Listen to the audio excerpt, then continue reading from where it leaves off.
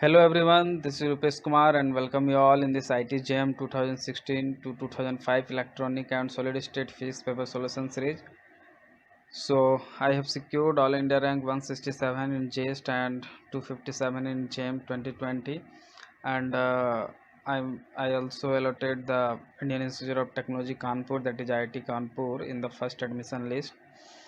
Okay so well ये तो मेरे बारे में था। भाई फिजिक्स देखते हैं। जो पहला क्वेश्चन है आपके स्क्रीन पे दिख रहा होगा, ये इलेक्ट्रॉनिक का क्वेश्चन है। क्वेश्चन IIT JAM 2014 में 1 मार्क्स के लिए आई थिंक पूछा गया था।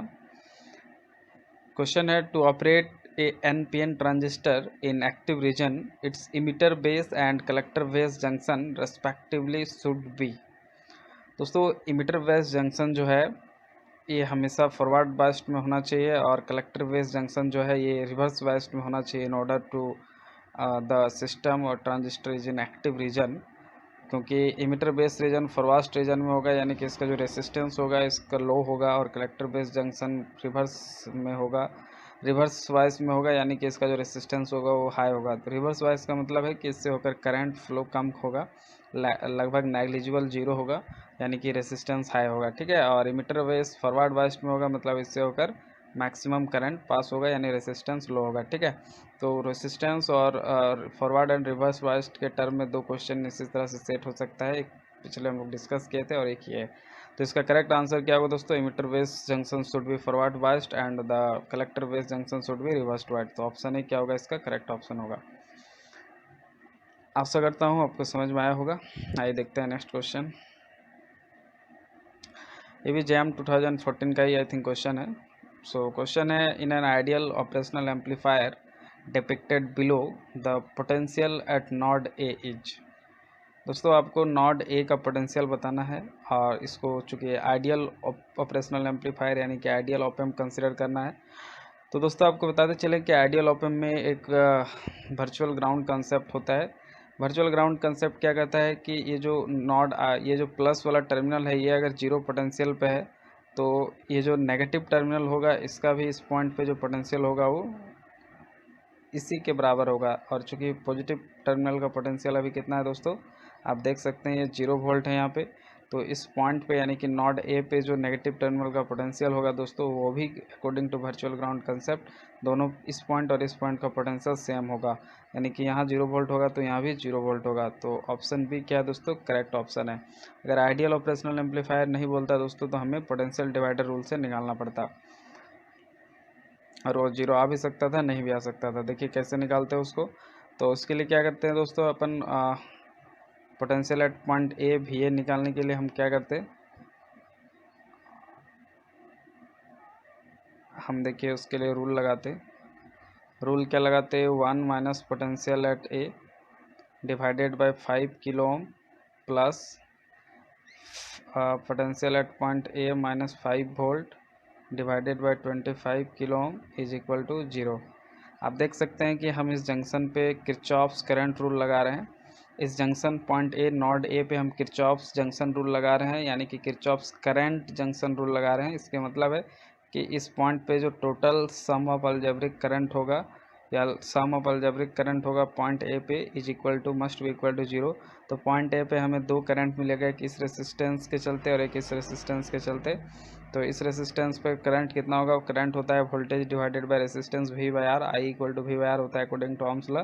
तो आप देख सकते हैं कि 1 वोल्ट और यहाँ का पोटेंशियल को पॉइंट ए का पोटेंशियल को वी ए मान लिया, तो 1 वोल्ट माइनस वी ए यानी कि 1 माइनस वी ए और रेसिस्टेंस से दोनों के बीच का ए यानी कि किलो ओम। तो 1 माइनस वी ए बाई 5 के एक करंट हो गया, प्लस प्लस दूसरा करंट कितना हो जाएगा दोस्तों, आप देख सकते हैं कि हमारा जो दूसरा करंट होगा, हमारा दूसरा करंट होगा ये यहाँ पे पोटेंशियल वी ए और यहाँ पे 5 वोल्ट, तो V A minus 5 divided by यहाँ पे देखिए रेसिस्टेंस 25 किलो ओम है, तो 25 किलो।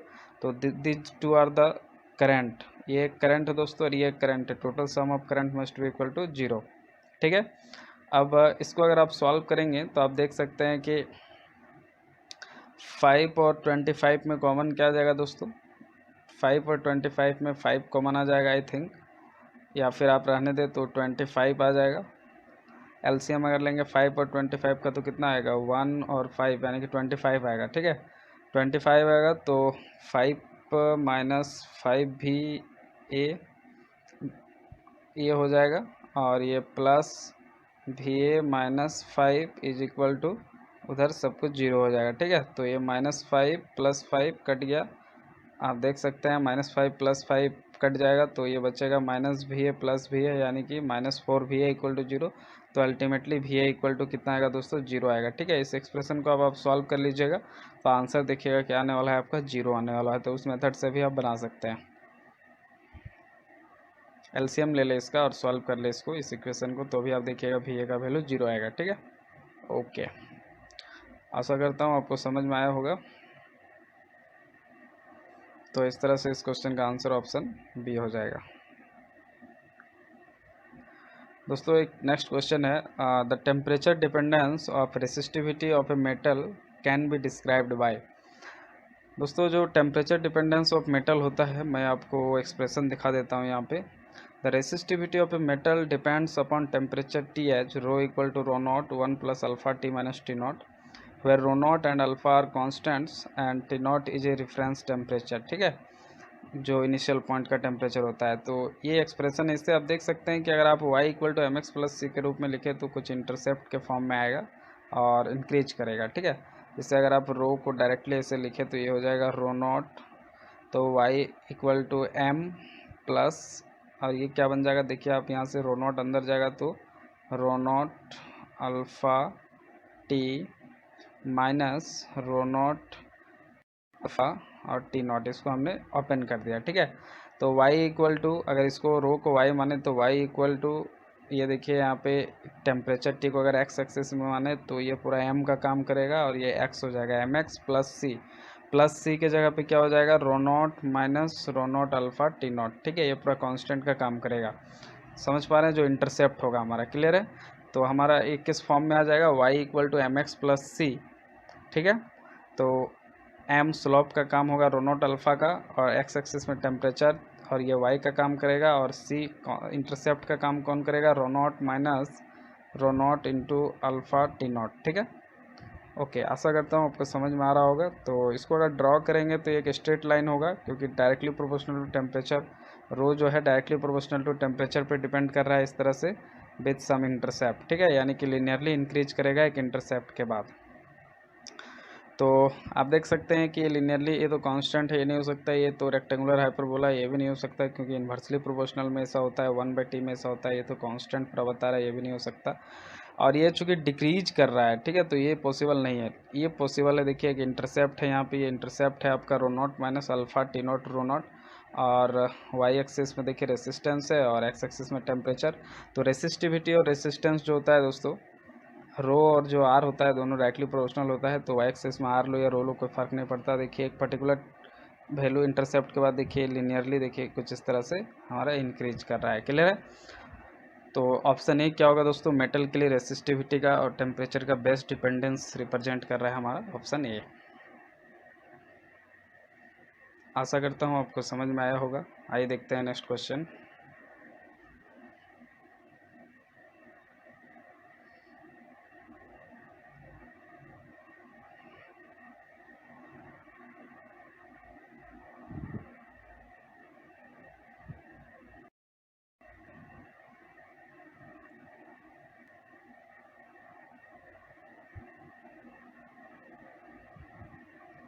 ये JAM 2015 IIT गुवाहाटी का क्वेश्चन है दोस्तों।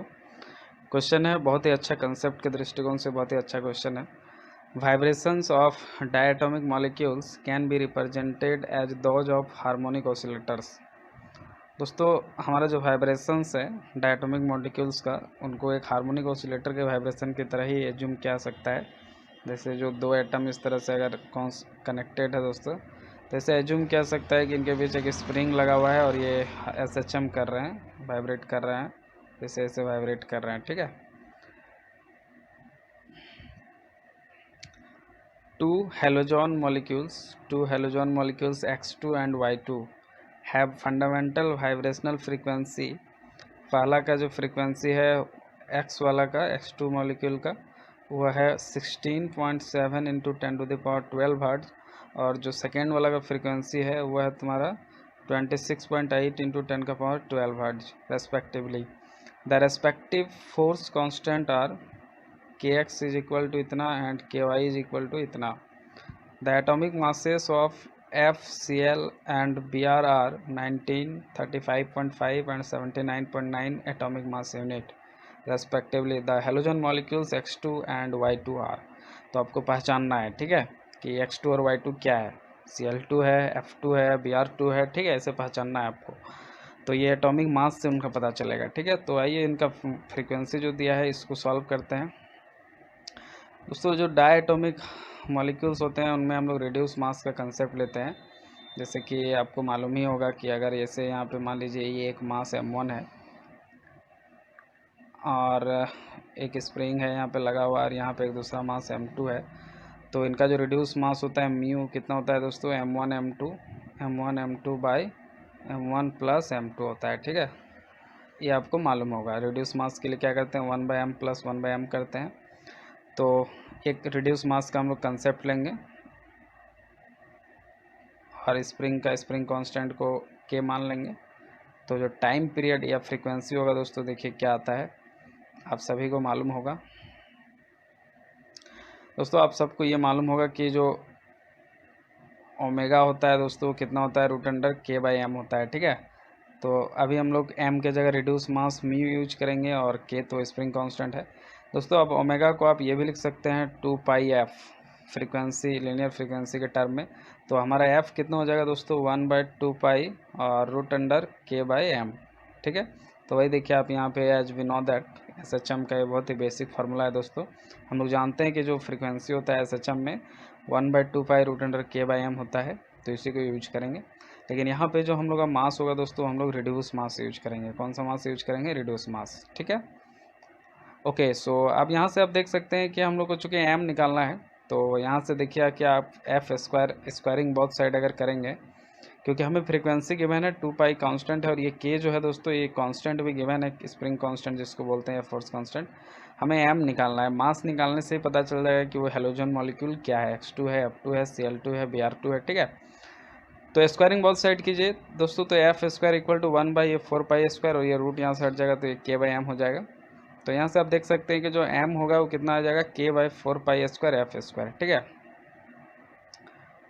दोस्तों यहाँ से आप ये भी देख सकते हैं कि 4x2 मॉलिक्यूल, यानी कि 4 अगर x2 मॉलिक्यूल का बात करें हम लोग, तो ये m को क्या लिखेंगे, mass of x2 molecule is equal to x2 molecule के लिए जो है दोस्तों उसके k जो है उसके k के जगह kx हो जाएगा और kx का वैल्यू दिया हुआ है 325 और उसके लिए ये 4π² और f² फ्रीक्वेंसी का स्क्वायर. तो x2 मॉलिक्यूल के लिए फ्रीक्वेंसी वाइब्रेशन का कितना दिया हुआ है, 16.7 इंटू 10⁻12 दिया हुआ है, उसका स्क्वायर कर लिए चूँकि यहाँ पे f का स्क्वायर है, ठीक है. दोस्तों इसको जब आप सॉल्व करेंगे तो मास ऑफ x2 मॉलिक्यूल देखिए कितना आता है, यहाँ पे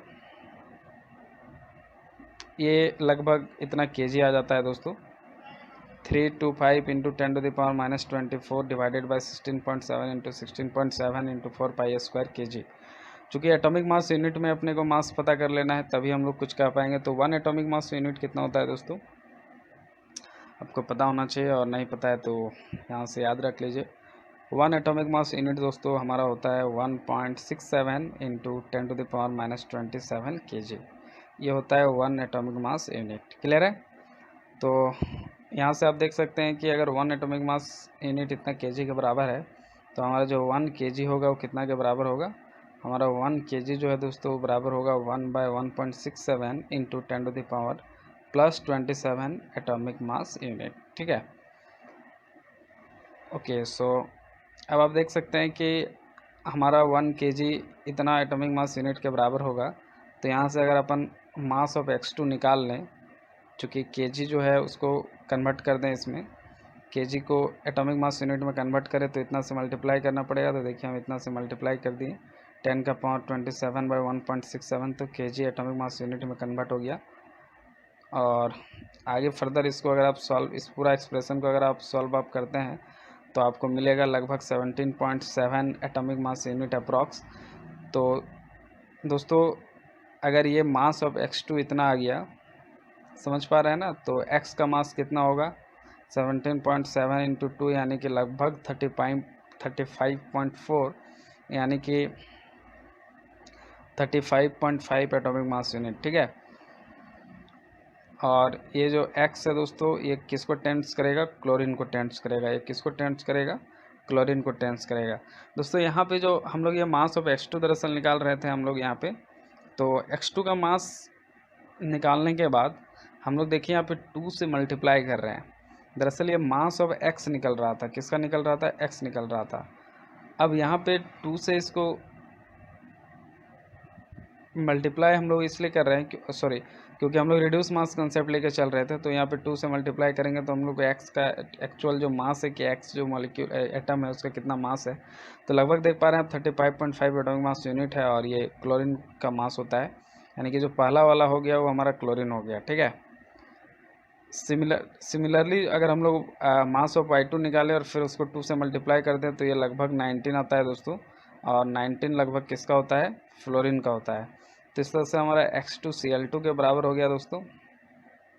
और जो हमारा Y2 है दोस्तों किसके बराबर हो गया? फ्लोरीन के बराबर हो गया, ठीक है। तो हमारा जो X2 है वो Cl2 को रिप्रेजेंट करेगा, और जो हमारा Y2 है दोस्तों किसको रिप्रेजेंट करेगा? F2 को रिप्रेजेंट करेगा। आशा करता हूँ आपको समझ में आया होगा।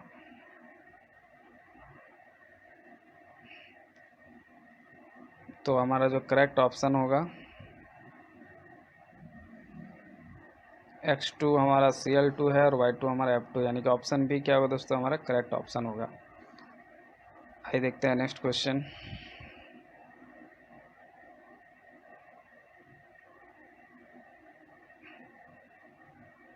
Consider a 20 micrometre diameter PN junction fabricated in silicon. The donor density is 10 to the power 16 per centimeter cube. The charge developed on the n side is 1.6 10 to the power minus 13 coulomb. Then the width in micrometer of the depression region on the n side of the PN junction is. n side में PN junction का n side का width बताना है हमें micrometer में, और कुछ data given है। तो आप देख सकते हैं कि यहाँ पे हमने कैसे इसको निकाला है। तो सपोज ये सेमीकंडक्टर को हमने मान लिया, जस्ट वेट गाइज।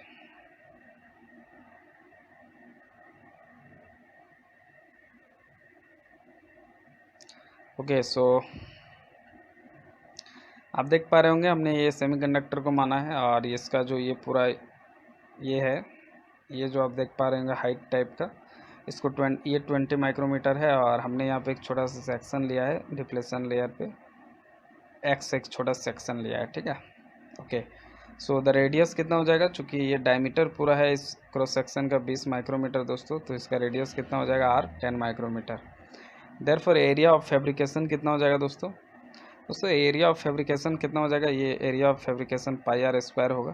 तो πr² तो पाई और r² मतलब ये 10 माइक्रोमीटर का स्क्वायर, यानी कि 10 × 10⁻⁶ का होल स्क्वायर।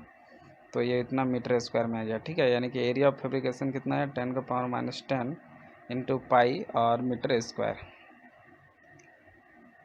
दोस्तों अब यहाँ पे हम देखिए, अगर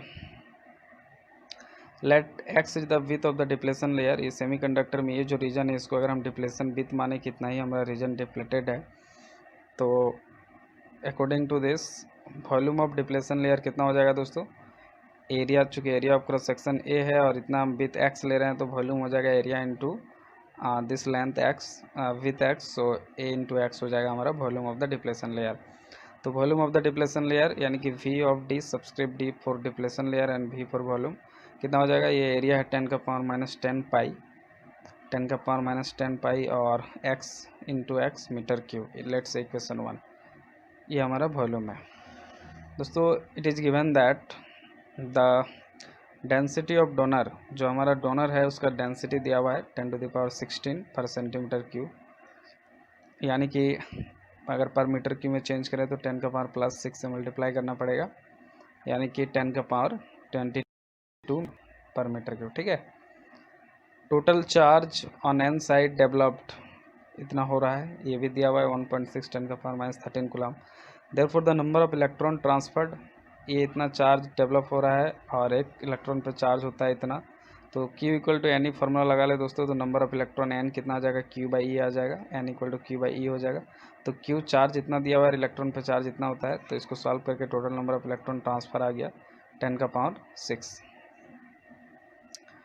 इसलिए वॉल्यूम रिक्वायर्ड, तो वॉल्यूम रिक्वायर्ड कितना होगा दोस्तों, वॉल्यूम आया 10⁻22 पर मीटर क्यूब, और रिक्वायर्ड क्या हो जाएगा, number of electron per unit volume, यानी कि ये देखिए 10⁻⁶ और 10⁻22 यानी कि लगभग 10⁻⁻16 पर मीटर, 10⁻⁻16 मीटर क्यूब इतना हमारा वॉल्यूम रिक्वायर्ड होगा। जितना चार्ज दिया जा रहा है वो कितने वॉल्यूम ऑक्युपाइड करेंगे, इतना वॉल्यूम ऑक्युपाइड करेंगे। Let's say equation 2। अब नाउ अगर हम लोग इक्वेशन 1 एंड 2 को कंपेयर करें दोस्तों, तो हमारा जो डिप्लेशन रीजन था उसका हमने वॉल्यूम निकाला था। देखिए आप यहाँ पे volume of the depletion region निकाला था 10⁻⁻10 into pi into x metre cube, ठीक है। और जितने अभी चार्ज दिए जा रहे हैं उसके अकॉर्डिंग जितने नंबर ऑफ इलेक्ट्रॉन बन रहे हैं वो हमारे कितने वॉल्यूम ऑक्युपाइड कर रहे हैं दोस्तों, वो हमारे 10⁻⁻16 मीटर की वॉल्यूम ऑक्युपाइड, ठीक है। ये 10⁻⁻16 वॉल्यूम ऑक्युपाइड कर रहे हैं। तो दिस टू वॉल्यूम की डिप्लेशन रीजन का जो एक्चुअल वॉल्यूम है और जो नंबर ऑफ चार्ज दिए गए उससे जो नंबर ऑफ इलेक्ट्रॉन बने उससे वो कितना वॉल्यूम ऑक्युपाइड कर रहे हैं, तो इतना ऑक्युपाइड कर रहे हैं। और वास्तविकता में डिप्लेशन का वॉल्यूम इतना है। तो ये दो को इक्वेट करेंगे तो width of the depletion region मिल जाएगा दोस्तों। आप यहाँ पे देख सकते हैं कि हमने सॉल्व किया है। तो एक्स का वैल्यू 1/पाई 10⁻⁻6 यानी कि एम का वैल्यू लगभग 1/पाई माइक्रोमीटर और पाई का वैल्यू सबको मालूम है 22/7। तो सॉल्व करेंगे तो एक्स का वैल्यू अप्रॉक्स 0.32 माइक्रोमीटर आ रहा है दोस्तों। और एक्स जो हमारा विथ है डिप्लेशन रीजन के अकॉर्डिंग टू आवर एजम्पशन, लोग जैसा इनिशियली एज्यूम किए थे, माने थे, तो अकॉर्डिंग टू दिस आप कह सकते हैं कि जो with of the depletion layer है दोस्तों माइक्रोमीटर में कितना है, लगभग 0.32 माइक्रोमीटर है।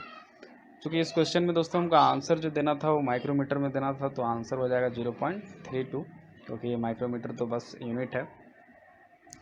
आशा करता हूँ आपको समझ में आया होगा। और आइए देखते हैं इसके बाद नेक्स्ट क्वेश्चन। इस तरह से इस क्वेश्चन का आंसर हो जाएगा दोस्तों 0.32 अप्रॉक्स। आइए देखते हैं नेक्स्ट क्वेश्चन।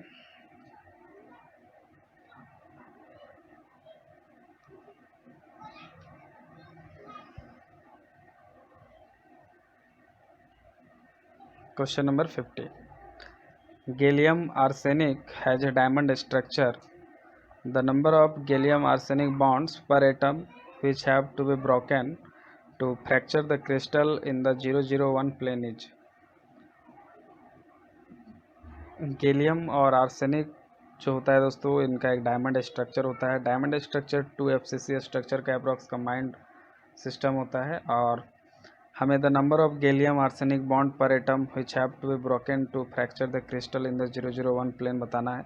001 प्लेन में इसको ब्रेक करने के लिए हमें गैलियम आर्सेनिक का बॉन्ड्स पर एटम कितना इनका बॉन्ड होगा वो बताना है, ठीक है। तो आइए फटाफट देखते हैं, कुछ कहानी पढ़ते हैं। The diamond lattice structure is very common in semiconductor materials like this has a zinc blende lattice structure which is similar to the diamond lattice structure. Because of the two types of atoms in gallium arsenic, the zinc blende structure has a lower symmetry than the diamond structure.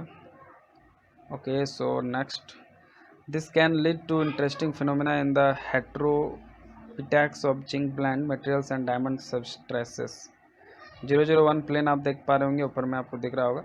The 001 plane is shown in the diagram. In the gallium arsenic structure, the two FCC sublattices are made of two different type of atoms. We all know that diamond चूँकि 2FCC का combination होता है, तो चूँकि अभी कह दिया है कि गैलियम आर्सेनिक जो है एक डायमंड की तरह स्ट्रक्चर बना रहे हैं, मतलब ऑफकोर्स 2 FCC होंगे और दोनों एटम गैलियम और आर्सेनिक का उसमें कंट्रीब्यूशन होगा, different types of atoms. Therefore, to fracture the crystal in the 001 plane, two bonds have to be broken per atom. दोस्तों इसलिए हमें दो बॉन्ड जो हैं गैलियम आर्सेनिक के पर एटम ब्रॉक करने पड़ेंगे, मतलब ब्रोकन होंगे 001 प्लेन को फ्रैक्चर के लिए, ठीक है।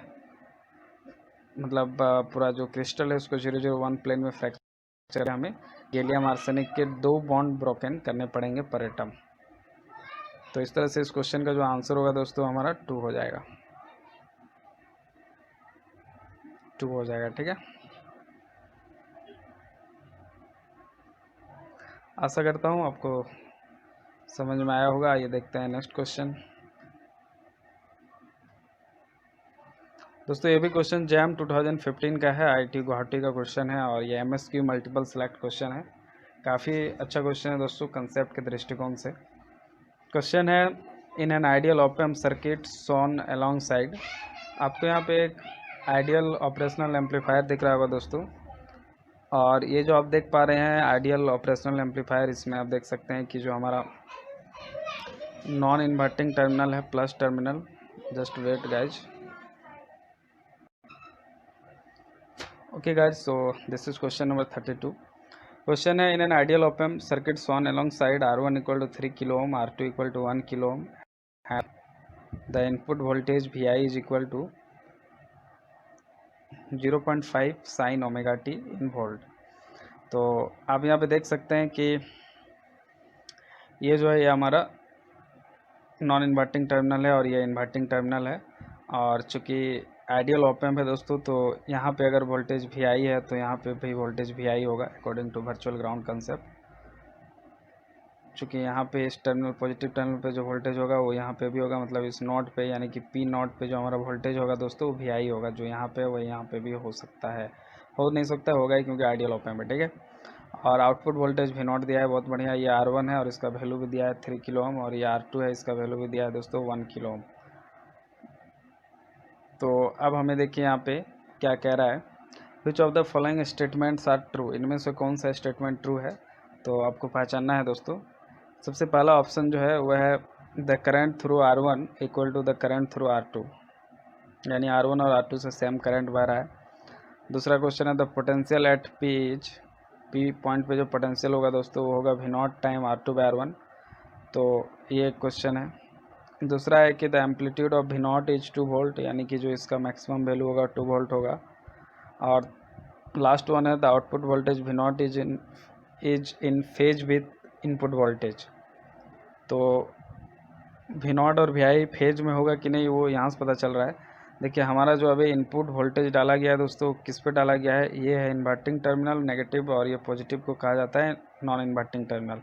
तो चूंकि इनपुट वोल्टेज अभी नॉन इन्वर्टिंग टर्मिनल में डाला गया है, इसका मतलब है कि नॉन इन्वर्टिंग कहने का मतलब है कि अगर हम सिग्नल इस तरह से दे रहे हैं इनपुट में, तो हमारा आउटपुट में भी सिग्नल इसी फॉर्म में मिलेगा, मतलब 180 डिग्री का फेज शिफ्ट नहीं होगा, सेम फेज में मिलेगा, यानी इनपुट और आउटपुट दोस्तों फेज में ऑफकोर्स होगा। लेकिन अगर यही यहाँ पे इनपुट वोल्टेज अगर हम यहाँ पे इस नेगेटिव टर्मिनल यानी कि इसको इन्वर्टिंग टर्मिनल कहा जाता है, तो ये फिर सिग्नल को इन्वर्ट कर देता है इन द सेंस अगर आप इस तरह से इनपुट डालते हैं तो आउटपुट कुछ इस तरह से मिलता है। देखिए 180 डिग्री का फेज शिफ्ट होता है, ठीक है। तो अभी का केस में चूँकि हमारा सिग्नल जो है वो नॉन इन्वर्टिंग टर्मिनल में है, तो the output voltage V0 is in phase with Vi होगा, यानी कि ऑप्शन डी तो सही होगा ही होगा। और ए बी और सी के बारे में आइए देखते हैं एक्सप्लेनेशन, कौन करेक्ट है और कौन नहीं है।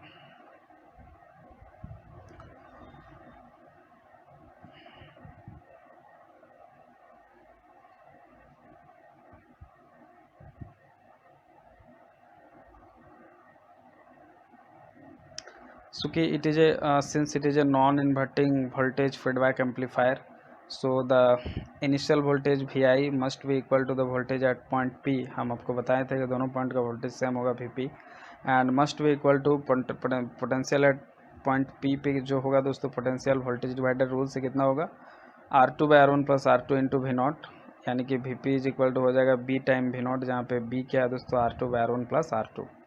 हमें अपना जूम कर ले रहे हैं, वैसे भी आपको अभी हम बताए थे। देखिए यहाँ पे आप सर्किट देखेंगे तो आपको फिर से याद आ जाएगा। चूँकि ये नॉन इन्वर्टिंग है और आइडियल ऑप एम्प है, तो यहाँ पे Vi है तो इस पॉइंट P पे भी Vi होगा, यानी पॉइंट P पे जो वोल्टेज होगा Vi must be equal to point P का voltage Vp, and must be equal to दोस्तों पॉइंट P का वोल्टेज अपन पोटेंशियल डिवाइडर से निकाल सकते हैं, यानी कि V0 bye R1 plus R2 multiplied by R2, ठीक है। तो R1 प्लस R2 और मल्टीप्लाइड बाय पूरा मल्टीप्लाइड बाय R2, ठीक है। आशा करता हूँ आपको समझ में आया होगा। और यहाँ पे हम क्या कर रहे हैं दोस्तों, R2 bye R1 plus R2 को B मान ले रहे हैं, ये तो हमारी कैलकुलेशन को सर इजी करने के लिए। Also V0 and Vi will be in the phase, you can also see from here that, चूँकि Vi इक्वल टू ये आ रहा है B टाइम V0 और दोनों में कोई नेगेटिव साइन एग्जिस्ट नहीं कर रहा है, दोनों के बीच रिलेशन में इनपुट आउटपुट में यानी फेज में है, तो ऑप्शन डी सही है। नेगेटिव साइन से ही पता चलता है एंटी फेज और पॉजिटिव से फेज। दोस्तों अब आप अगर आप वी नॉट देखना चाहें तो वी नॉट हो जाएगा 1/b टाइम वी आई, और V naught equal to V I और बी हो जाएगा 1/b यानी कि R1 प्लस R2/R2। तो वी आई का जो एम्पलीट्यूड है दोस्तों इनपुट वोल्टेज का वो 0.5 है एम्पलीट्यूड, और R1 प्लस R2 यानी 3 प्लस 1/1। तो देखिए सॉल्व करके आ रहा है 0.5 इंटू 4 यानी कि 2 वोल्ट। तो क्वेश्चन में शायद कहा था कि the amplitude of the output voltage is 2 volt, तो सही होगा दोस्तों वो भी।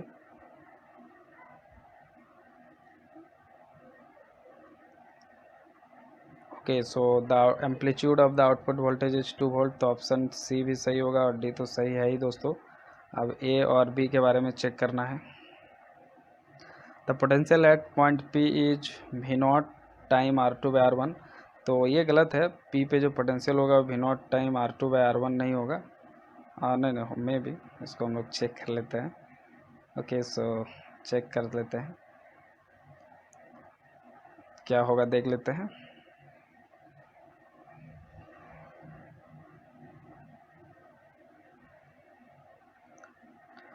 Now the current through the resistance 1, पहला जो रेसिस्टेंस है R1 उसके थ्रू जो करंट होगा वो कितना होगा, वी नॉट माइनस Vp/R1।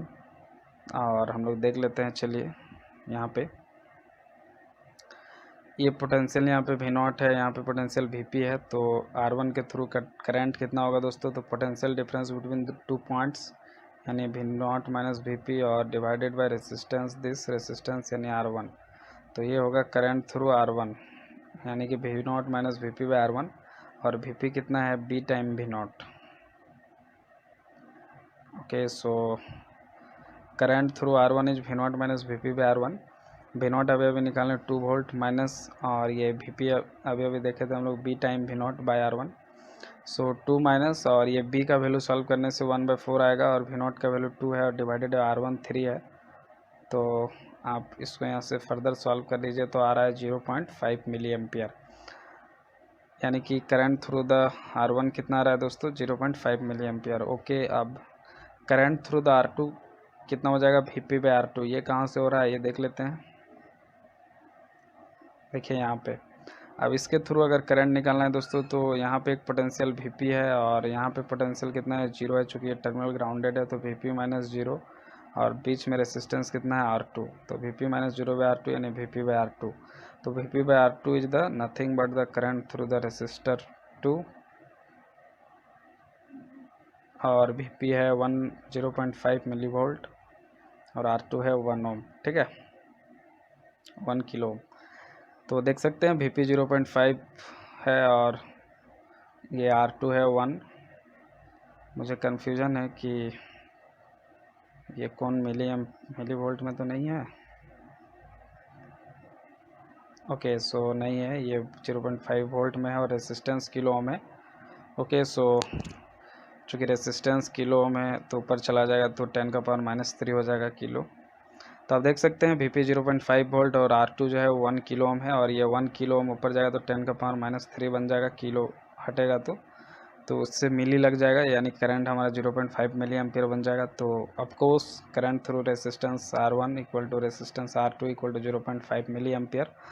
तो यह भी ऑप्शन हमारा जो क्या है दोस्तों, करेक्ट है।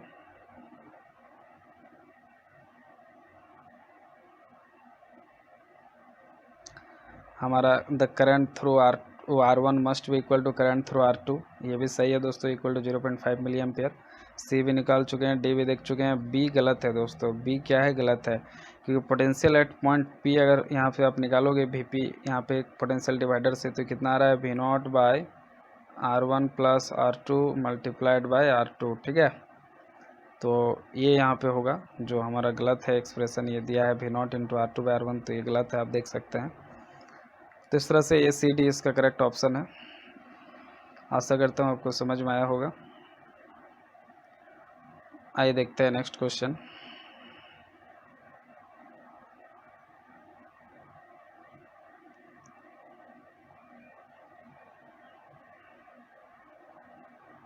ये क्वेश्चन में I think marks to all था। Miller indices of a plane in cubic structure that contains all the direction are, तो आई थिंक इस क्वेश्चन में मार्क्स टू ऑल था। कुछ क्वेश्चन गलत है। नेक्स्ट क्वेश्चन है X ray diffraction of a cubic crystal gives an intensity maximum for Bragg angle of 20 degree corresponding to the 110 plane. The lattice parameter of the crystal is in nanometer. तो ऐसे हमने बहुत सारे question देख चुके हैं, तो आइए फटाफट इसको सॉल्व कर लेते हैं। दोस्तों according to Bragg's law for X ray diffraction 2d sin theta equal to n lambda होता है कंस्ट्रक्टिव डिफ्रैक्शन का condition, where theta equal to Bragg angle 20 degree दिया हुआ है अभी का सिचुएशन में। अभी अपने को वेवलेंथ ऑफ एक्स रे भी दिया है 0.15 नैनोमीटर, और यहाँ जो आपको n दिख रहा होगा उसका वैल्यू 1 to 3 होगा, तो फर्स्ट ऑर्डर के लिए n का वैल्यू 1 हो जाएगा। d जो आपको दिख रहा होगा यहाँ पे वो इंटरप्लेनर सेपरेशन है दोस्तों, तो taking n equal to 1 for maximum intensity of maxima we have 2d sin 20 equal to n 1 हो गया और लैम्डा 0.15 नैनोमीटर। तो यहाँ से आप देख सकते हैं कि हम d निकाल रहे हैं, तो d आ गया दोस्तों 0.15 by 2 sin 20 by solving it 0.219 nanometre.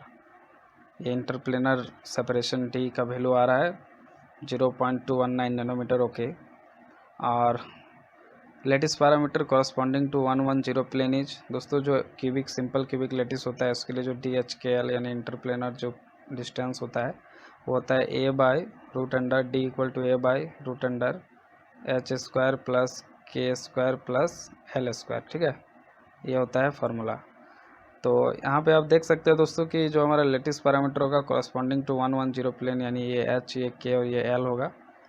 तो ए अपने को लेटिस पैरामीटर निकालना है और ये डी निकाल चुके हैं 0.219 मीटर, और प्लेन दिया हुआ है 110 मतलब HKL का वैल्यू दिया हुआ है। तो ए इक्वल टू आसानी से क्रॉस मल्टीप्लिकेशन से आ जाएगा। ए इक्वल टू कितना आएगा दोस्तों D into root under H square यानी 1 स्क्वायर, के स्क्वायर यानी 1 स्क्वायर, एल स्क्वायर यानी 0 स्क्वायर। तो इसको आप सॉल्व करेंगे तो यहाँ से √2 आएगा और ये डी इंटरप्लेनर सेपरेशन 0.219 नैनोमीटर। तो by solving this to you will get 0.31 nanometre. तो जो हमारा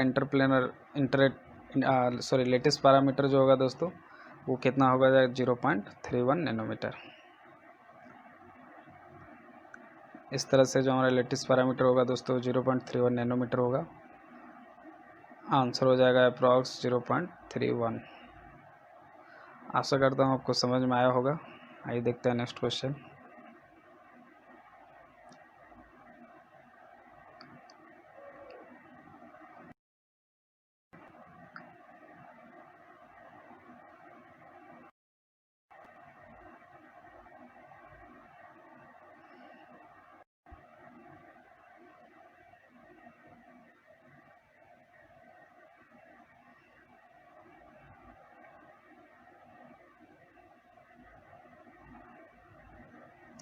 और 2-4 क्वेश्चन बचे हैं तो उसको भी देख लेते हैं आज ही। ओके, सो हमारा जो नेक्स्ट क्वेश्चन है दोस्तों, क्वेश्चन है सॉलिड स्टेट से। The number of second nearest neighbour ions to a Na+ ion in NaCl crystal is. तो 47 का आंसर मेरा 48 के बाद है, यहाँ पे आप देख सकते हैं। NaCl has FCC type of crystal lattice. Of course NaCl के पास FCC टाइप क्रिस्टल लेटिस होता है। Here chloride anions Cl- occupy all the octahedral site and sodium cations occupy all the octahedral halls in the FCC lattice. Each ion is octahedrally coordinated by 6 counter ions, and so this structure has 6 coordination. To find out the nearest neighbor of NaCl, consider the coordination of the sodium ion at the center of the cell. It has 6 nearest neighbors which are Cl-. The next nearest neighbors are 12 sodium cations Na+ located on the middle of each of the edges of the cube. Beyond that, there are 8 Cl- ion at corners of the cube. So आपको पता चल ही गया होगा कि जो answer होगा इस question का कितना होगा। क्वेश्चन पूछ रहा था number of second nearest neighbour ions to Na+ ion in NaCl crystal, तो आंसर हो जाएगा 12 Cl- होते हैं सेकंड नियरेस्ट नेबर में इनके, सॉरी Na+ के Na+ ही होते हैं। ठीक है, तो आंसर हो जाएगा 12 सेकंड नियरेस्ट नेबर। वैसे भी second nearest neighbour at number of second nearest neighbour atom आप FCC का बात करेंगे तो 12 भी आता है। नेक्स्ट जो क्वेश्चन है दोस्तों, क्वेश्चन है the output voltage V V naught of the open circuit given below is. दोस्तों यहाँ पे आपको एक ओपन सर्किट दिख रहा होगा और कुछ इस तरह से है। ये यहाँ पे फीडबैक रेजिस्टेंस 2R है, ये R है, और यहाँ पे R और ये 1 वोल्ट 2 वोल्ट 3 वोल्ट और ये आउटपुट है। तो अपने को V नॉट का वैल्यू बताना है इन टर्म्स ऑफ वोल्ट। तो आइए फटाफट इसको सॉल्व कर लेते हैं। Consider the open circuit as given below. हम लोग मान लेते हैं कि इस पॉइंट पे वोल्टेज भी है। तो अगर चूँकि आइडियल ओप एम्प है तो इस पॉइंट पे जो भी वोल्टेज भी होगा वो यहाँ पे भी ही होगा, ठीक है। और मान लेते हैं यहाँ से करंट आई जा रहा है दोस्तों, और इस ब्रांच में आप देख रहे हैं करंट आई प्राइम है। दोस्तों नेगेटिव टर्मिनल का वोल्टेज मस्ट भी इक्वल टू पॉजिटिव टर्मिनल का वोल्टेज इक्वल टू भी हमने मान लिया है। तो let negative terminal voltage magnitude of negative terminal voltage must भी equal to magnitude of positive terminal voltage equal to भी, ठीक है। Current through feedback network. तो यहाँ पे जो आप फीडबैक नेटवर्क देख पा रहे होंगे दोस्तों, इसके थ्रू करंट कितना होगा, तो उसको निकालने के लिए क्या करना पड़ेगा, V minus V naught by 2R, ठीक है। ये V है, यहाँ पे V नॉट है, potential difference divided by resistance करेंगे तो current through the network feedback मिल जाएगा दोस्तों, यानी V minus V naught by 2R। तो आप देख सकते हैं यहाँ पे हमने यहाँ पे लिखा है V minus V naught by 2R, और V naught minus V doesn't matter, एक नेगेटिव का फ़र्क पड़ेगा, V माइनस 0 बाई R। यहाँ पे ये भी कर सकते हैं आप, देखिए यहाँ पे V है पोटेंशियल और यहाँ पे पोटेंशियल डिफरेंस 0 है और डिवाइडेड बाई R, ठीक है। तो potential at this point V at this point 0, V minus 0 by R must भी इक्वल टू क्या होगा दोस्तों, potential at this point V naught minus potential at this point V और डिवाइडेड बाई 2R, ठीक है। ये दोनों जगह का जो करंट होगा वो सेम होगा दोस्तों, क्योंकि ये एक ही सर्किट है।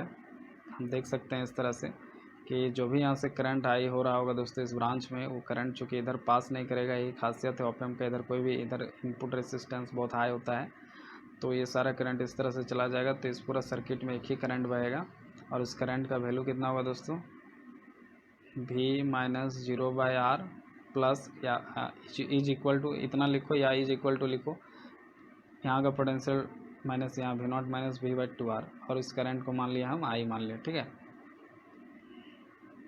जैसा आप यहाँ पे देख सकते हैं V naught minus 0 by R equal to V naught minus V by 2R is equal to I, the same current. इसको अगर आप सॉल्व कर लेंगे दोस्तों तो यहाँ से आप देखिए क्या मिलेगा आपको, ये दोनों चूँकि सेम है, या फिर आप किरचॉफ्स करंट लूप रूल लगा सकते थे, total sum of current is equal to 0। तो आपको यहाँ से मिल जाता दोस्तों V naught equal to 3V मिल जाता है, output voltage V naught 3 times V मिल जाता है। यहाँ पे V वोल्ट नहीं है दोस्तों, यहाँ पे हम लोग नेगेटिव और पॉजिटिव टर्मिनल का वोल्टेज को V माने हैं, तो इस V का वैल्यू को निकालना है, फिर वहाँ पे रखना है, ठीक है। तो यहाँ पे V नॉट कितना आ गया दोस्तों, आउटपुट वोल्टेज हमारा 3 वोल्ट आ गया, 3 वोल्ट नहीं 3V आ गया। अब V का वैल्यू निकाल के यहाँ पे सब्स्टिट्यूट कर देना है, ठीक है। आप यहाँ पे आई फाई का लफड़ा नहीं लेंगे, तो इस पॉइंट पे आप अगर current total sum of current equal to 0 करते हैं किसी नोड पे, तो किरचॉफ्स रूल लगा सकते हैं। तो इस पॉइंट पे सम ऑफ करंट कितना हो जाएगा, यहाँ पे 0, यहाँ पे V minus 0 by R plus यहाँ पे V minus V naught by 2R equal to 0। तो वहाँ से भी आप सॉल्व करेंगे तो आपको V नॉट का वैल्यू 3V आएगा। अब V का वैल्यू ला के यहाँ पे पुट कर देंगे तो अपने को V नॉट मिल जाएगा, ठीक है। Again for the lower network, अब लोअर नेटवर्क पे भी हम वही चीज़ कर रहे हैं। इस पॉइंट पे फिर से हम Kirchhoff's voltage rule current rule लगा रहे हैं, total sum of current at this node is must be equal to 0। So here 1 here V, तो 1 माइनस V और रेजिस्टेंस R, तो 1 minus V by R plus फिर यहाँ पे 2 और यहाँ पे V, तो 2 माइनस V और बाई यहाँ पे रेजिस्टेंस R प्लस इसका कितना हो जाएगा 3 और यहाँ V, तो 3 माइनस V बाई R, तो plus 3 minus V by R must भी इक्वल टू कितना होगा दोस्तों, 0 होगा, ठीक है। मस्ट भी इक्वल टू 0 होगा। आप इस इक्वेशन को फिर से सॉल्व करेंगे तो यहाँ से आपको V का वैल्यू निकलेगा। इस ब्रांच का जो टोटल करंट है उसका सम मस्ट भी इक्वल टू 0 होगा दोस्तों। इस पॉइंट पे किरचॉफ्स करंट रूल लगा रहे हैं, तो 1 minus V by R plus 2 minus V by R plus 3 minus V by R must भी equal to 0, total sum of current. तो by solving this 1 will get 6 minus 3V equal to 0, यानी V equal to 2V। तो V का जो value आया दोस्तों कितना आ रहा है, आप यहाँ से देख सकते हैं कि 2 वोल्ट आ रहा है। ये जो V है इसका वैल्यू आ रहा है 2, यानी 2 वोल्ट है ऐसा यूनिट में, और V नॉट हमारा 3 टाइम V था, तो 3 टाइम 2 यानी कि 6 वोल्ट। तो इस तरह से हमारा इस क्वेश्चन का जो आंसर है दोस्तों कितना आ रहा है, 6 वोल्ट आ रहा है।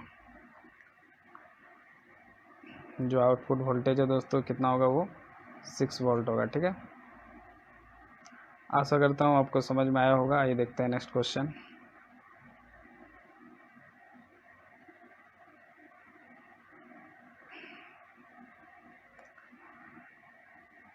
आई थिंक ये क्वेश्चन ये भी जेम का ही है, ईयर मुझे याद नहीं आ रहा है, 15 या 16 या 14 का है। If a constant voltage plus V is applied to the input of the following op-amp circuit for a time t, then the output voltage V0 will be approach, V0 will be approach plus V exponentially, minus V exponentially, minus V linearly, plus V linearly। तो आप देख सकते हैं कि यहाँ पे एक capacitor लगा है फीडबैक में, और यहाँ पे आउटपुट वोल्टेज V0 है, यहाँ पे रेसिस्टेंस R है, और ये चूँकि ग्राउंडेड है, और एक प्लस भी वोल्टेज यहाँ पे अप्लाई किया गया है। तो किस तरह का आउटपुट V0 मिलेगा, V0 VI के साथ किस तरह वेरी करेगा इस V के साथ, वो बताना है। तो आइए देखते हैं इसका फटाफट सॉल्यूशन। दोस्तों given circuit is an integrator circuit, इस सर्किट को इंटीग्रेटर सर्किट कहते हैं हम लोग, और इसका जो आउटपुट वोल्टेज V0 होता है दोस्तों उसको कुछ इस तरह से लिखते हैं, -1/RC इंटीग्रेशन V इन, मतलब input voltage into dt, V इन इंटू dt। दोस्तों इंटीग्रेटर सर्किट में हम लोग आउटपुट वोल्टेज को इसी फॉर्म में लिखते हैं। कैपेसिटर अगर फीडबैक में लगा हो तो उसको इंटीग्रेटर सर्किट कहते हैं। जैसे देखिए यहाँ पे C लगा है, ये फीडबैक सर्किट है, और इसमें यहाँ पे अगर कैपेसिटर लगा है और यहाँ रेसिस्टर लगा है तो इसको इंटीग्रेटर सर्किट बोलते हैं। लेकिन अगर इंटरचेंज हो जाए, यानी कि ये दोनों अपना जगह रिप्लेस कर ले, यानी C अगर यहाँ पे लग जाए और अगर R यहाँ पे लग जाए तो उसको डिफ्रेंशिएटर सर्किट कहते हैं। ठीक है, तो अभी फ़िलहाल इंटीग्रेटर सर्किट है, तो इसमें जो हमारा V0 होता है -1/RC into V input into dt, ये V आउटपुट का ये फार्मूला होता है। ठीक है, चूँकि देखिए इंटीग्रेशन साइन है इसीलिए इसका नाम भी इंटीग्रेटर सर्किट है। और ये इंटीग्रेशन साइन कहाँ से आता है, जब यहाँ पे किरचॉफ्स रूल वगैरह लगा के आप V0 निकालेंगे एक्सप्रेशन में, तब ये इंटीग्रेटर साइन आता है, और इसीलिए इसको इंटीग्रेटर साइन कहते हैं। जब C यहाँ पे हो जाता है और R यहाँ पे, तब उस केस में जब आप आउटपुट वोल्टेज निकालेंगे तो एक डिफरेंशियल फॉर्म आता है आउटपुट वोल्टेज का, d/dt ऑफ V इनपुट आता है, और इधर मल्टीप्लाइड बाय RC हो जाता है। तो इसीलिए उस केस में उसको डिफरेंशिएटर कहा जाता है सर्किट को, according to the output expression. ये नहीं कि नाम पहले आया और एक्सप्रेशन बाद में, एक्सप्रेशन से ही नाम दिया गया इंटीग्रेटर और डिफरेंशिएटर। तो फिलहाल का केस में V0 इक्वल टू -1/RC और ये V इनपुट dt।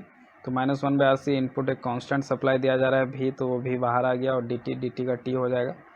तो इस इंटीग्रेशन को अगर आप करेंगे, चूँकि इनपुट वोल्टेज अभी बोला कि एक कांस्टेंट प्लस भी सप्लाई दे रहे हैं, यानी कि एक कांस्टेंट वोल्टेज भी है, तो कांस्टेंट है तो बाहर आ जाएगा वोल्टेज भी, और ये बचेगा dt का इंटीग्रेशन क्या हो जाएगा, -1/RC और dt का t प्लस सम कांस्टेंट के, चूँकि इनडेफिनिट इंटीग्रल है। तो आप देख सकते हैं V0 equal to -V/RC t plus के। तो हमारा जो V0 है वो वेरी कर रहा है V के साथ नेगेटिवली, -V कुछ इस तरह से वेरी कर रहा है, अगर RC सब वगैरह कांस्टेंट मान ले तो। अगर K is a constant therefore V0 varies linearly as given by above expression. आप देख सकते हैं कि V0 जो है हमारा V के साथ लिनियरली वेरी कर रहा है, और साथ में एक नेगेटिव साइन। ठीक है, तो यहाँ पे आइए हम लोग ऑप्शन को देख लेते हैं। V0 -V और लिनियरली वेरी कर रहा है, यानी कि ऑप्शन डी क्या होगा दोस्तों, हमारा करेक्ट ऑप्शन होगा। आशा करता हूँ आपको समझ में आया होगा। आइए देखते हैं नेक्स्ट क्वेश्चन।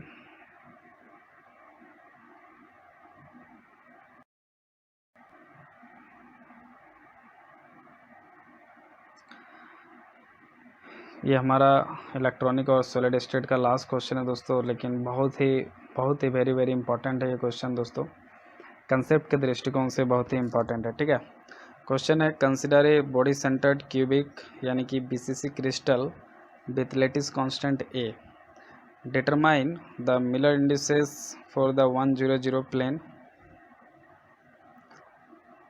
अपने को 100 प्लेन का मिलर इंडिसेस बताना है। The number of atoms per unit area in the 111 plane. दोस्तों बॉडी सेंटर्ड यानी कि BCC क्रिस्टल का 111 प्लेन में हमको number of atom per unit area बताना है, और साथ ही मिलर इंडिसेस 100 प्लेन के लिए। तो आइए फटाफट देखते हैं। Consider 100 plane, intercept of the given plane on X Y and Z axis respectively are. आप देखेंगे तो इंटरसेप्ट क्या हो जाएगा दोस्तों, चूँकि 100 है तो 1 और 0 का इनफाइनाइट और 0 का infinite. Thus Miller indices are H equal to 1/1, K equal to 1 by infinite और एल इक्वल टू, तो यानी 100। ये क्वेश्चन मुझे गलत लग रहा है यहाँ पे, ये तो खुद ही एक प्लेन का मिलर इंडिसेस दिया हुआ है 100। क्वेश्चन ए में गलत है। चलिए बी को निकालते हैं। The number of atoms per unit area in the 1 plane, और क्रिस्टल है BCC। तो बहुत ही रोमांचक होने वाला है। Consider the 1 plane clearly from the adjacent figure. आप देख सकते हैं कि ये हमारा 1 प्लेन है दोस्तों। ये कुछ हमारा 1 प्लेन है। एक पॉइंट यहाँ पे ए दिख रहा है 001, यहाँ पे बी दिख रहा है 100 और सी दिख रहा है जिसका कोऑर्डिनेट है 010। वाई एक्सिस है तो वाई कोऑर्डिनेट 1 बाकी 00, और ए एक्स जेड एक्सिस है तो एक्स और वाई कोऑर्डिनेट 00 और जेड कोऑर्डिनेट 1, और उसी तरह ये एक्स एक्सिस 100। आप सोच रहे होंगे कि 1 प्लेन का स्ट्रक्चर ऐसा ही क्यों हुआ, तो मैं आपको बता दूं कि अगर आप ड्रॉ करें, अगर आप एक क्यूब ड्रॉ करें, क्यूब ड्रॉ करें तो, और यहाँ पे अगर 110 प्लेन अगर आप बनाने की कोशिश करें दोस्तों, तो 111 प्लेन का मतलब होता है कुछ प्लेन जो है हमारा कुछ इस तरह का बनेगा, जो कुछ इसी तरह का फॉर्म लेगा, ठीक है। Yes,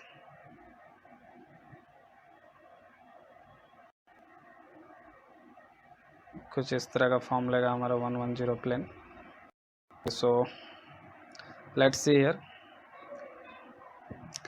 number of atom per unit area हमें बताना है। तो सबसे पहले तो एरिया ऑफ ट्रायंगल ABC, इसका अगर आप एरिया का बात करेंगे तो इसका एरिया कितना हो जाएगा, पहले इसका एरिया निकालना है, ये वाला एरिया, तब फिर नंबर ऑफ एटम निकाल लेंगे और number of atom per unit area कर लेंगे। तो एरिया ऑफ ट्रायंगल ABC कितना हो जाएगा दोस्तों, half into BC into AD।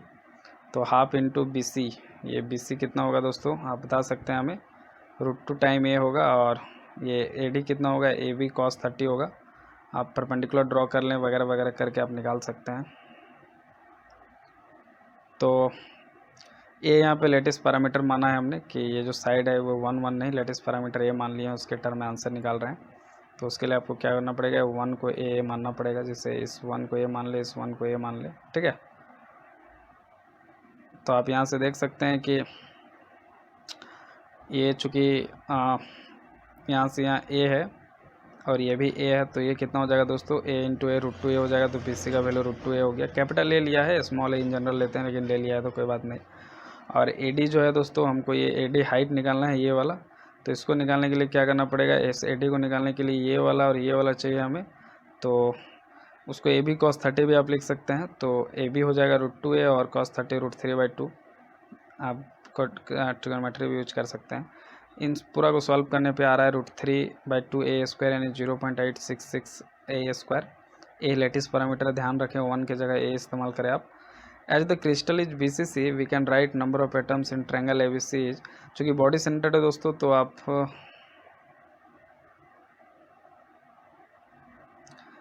Body centred है और कुछ इस तरह का ट्रायंगल बन रहा है, आप देख सकते हैं यहाँ पे। तो यहाँ पे एक BCC है, तो बॉडी सेंटर्ड एटम को ये 1 प्लेन जो है दोस्तों कुछ इस तरह से बनेगा। तो यहाँ पे एक एटम को ऑक्यूपाई करेगा, तो 1 एटम हो गया, प्लस यहाँ पे एक, यहाँ पे एक और यहाँ पे एक, 3, और तीनों का ऑक्यूपेंसी 1/3 होगा। तो 3 इंटू 1/3 यानी कि टोटल 1 प्लेन जो है BCC क्रिस्टल में वो कितना होगा दोस्तों, नंबर ऑफ एटम उसमें 1 plane, total number of atom 2 occupy करेगा, ठीक है। तो number of atoms per unit area कितना हो जाएगा, 2 नंबर ऑफ एटम, और एरिया हो गया 0.866 a²। तो T/0.866 a², यानी अप्रॉक्सीमेटली 2.31 a², जहाँ पे कैपिटल ए को स्मॉल ए से भी आप रिप्लेस कर सकते हैं। और यहाँ पे कैपिटल ए स्मॉल ए क्या है दोस्तों, लेटेस्ट पैरामीटर, यानी कि जो हमारा यूनिट सेल बनेगा BCC का, उसका साइड लेंथ है। यहाँ पे कैपिटल ए या स्मॉल ए आपको जो भी दिख रहा है, दैट इज द स्मॉल ए या कैपिटल ए, साइड लेंथ है यूनिट सेल का, ठीक है। आशा करता हूँ आपको समझ में आया होगा दोस्तों। यहाँ पे ये नंबर ऑफ एटम वाला कंसेप्ट दरअसल क्रिस्टल BCC है, तो मैं और एक थोड़ा आपको समझा देता हूँ। कुछ इस तरह BCC है। अब इसमें अगर 1011 प्लेन बनाएंगे तो कुछ इस तरह से आएगा 111 प्लेन ट्रायंगल के रूप में, जिसको हमने वहाँ पे आपको दिखाया था। और BCC पे क्या होता है दोस्तों, उसमें नंबर ऑफ एटम कहाँ कहाँ होते हैं, कॉर्नर पे होते हैं। तो ये कॉर्नर पे होंगे, सारे कॉर्नर पे जो आपको दिख रहे हैं ये सारे कॉर्नर पे तो नंबर ऑफ एटम हो गया। साथ में एक बॉडी सेंटर्ड पे होगा, ठीक है। तो बॉडी सेंटर्ड पे एक होगा जिसको ये 111 प्लेन पूरी तरह से ऑक्युपाई कर रहा है, तो 1 हो जाएगा। प्लस यहाँ पे एक कॉर्नर को टच कर रहा है 1 1 प्लेन, एक इस कॉर्नर के एटम को टच कर रहा है और एक इस कॉर्नर को एटम को टच कर रहा है, और टोटल 3 को टच कर रहा है 3 कॉर्नर पे 1 1 प्लेन। और ऑक्यूपेंसी कितना होगा, 1/3 होगा एक एटम को टच करने ऑक्यूपाई करने का, तो 1/3 × 3 यानी कि 1। और ये साथ में बॉडी वाला को पूरा कर रहा है 1। तो इसीलिए 111 plane in case of body centred cubic lattice यानी BCC, नंबर ऑफ एटम कितना कर रहा है 1 प्लेन, टोटल ऑक्यूपाई 2 कर रहा है, इसलिए हम लोग 2 लिख रहे हैं, ठीक है। तो number of atom BCC 111 plane के लिए 2 हो गया। और हम लोग एरिया निकाल लिए इस ट्रायंगल का, ठीक है। यूनिट लेटिस पैरामीटर के टर्म में एरिया निकाल चुके थे यहाँ पे इतना, तो area number of atom per unit area कर दिए। आशा करता हूँ आपको समझ में आया होगा। और आज के लिए इतना ही। और इसी के साथ हमारा 2016 से 2005 के बीच इलेक्ट्रॉनिक और सॉलिड स्टेट के जितने भी IIT-JEM में क्वेश्चन पूछे गए थे, subjective, theoretical, MCQ, MSQ, numerical, 1 marks 2 marks सब कंप्लीट हो गए। बने रहिए हमारे साथ और सुरक्षित रहिए और पढ़ते रहिए फिजिक्स। तब तक के लिए थैंक यू सो मच।